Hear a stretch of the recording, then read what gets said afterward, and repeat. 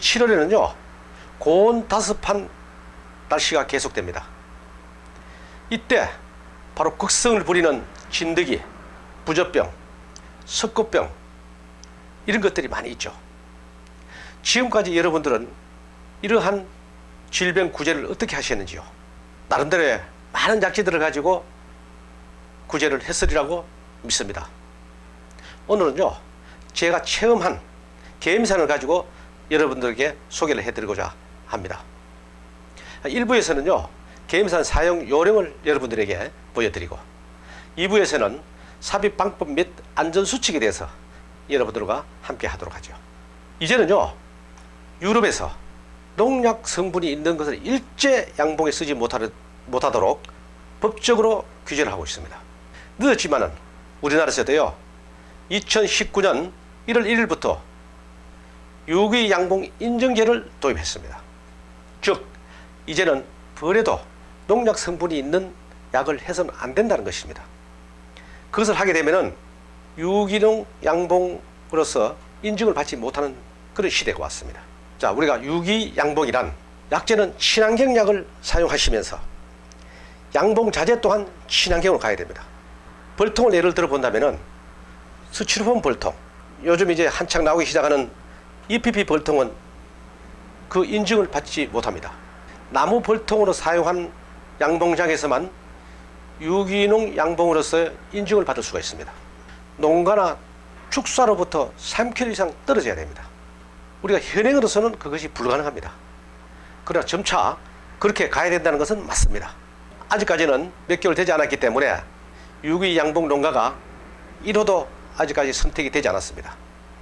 여러분들께서 잘 준비하셔서 앞으로 유기양봉으로 갈 수 있게끔 그 인증을 받을 수 있게끔 노력해 주시기를 기대합니다.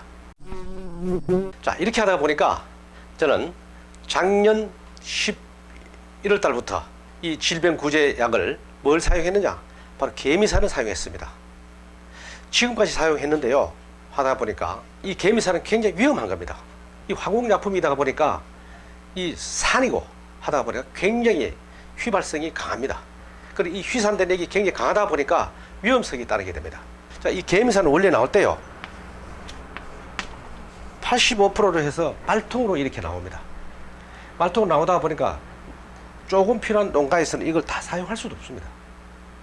이것을 원래 그대로 85%짜리를 사용하다 보면 굉장히 위험합니다. 바로 우리 벌에게 적용했다가는 바로 약해를 받을 수가 있기 때문에 위험하다는 것이죠. 사람한테도 위험합니다. 이것을 희석을 해야 합니다. 60%로 낮춰줘야 합니다. 이때 낮출 때 어떻게 낮추느냐? 물과 희석을 해서 60%를 낮춰야 됩니다. 이런 용기가 있다고 봤을 때 내가 사용하는 만큼의 양을 넣고요 70%는 개미산, 30%는 물을 해서 희석을 해서 이렇게 사용하셔야 됩니다. 이렇게 하면은 60%가 됩니다.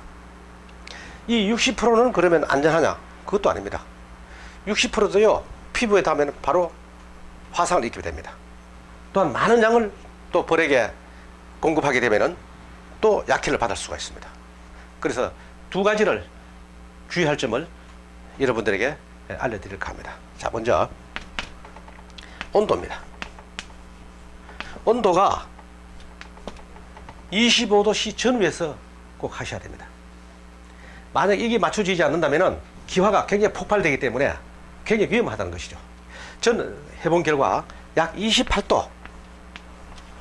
28도씨까지는 괜찮다는 그런 결론을 내렸습니다.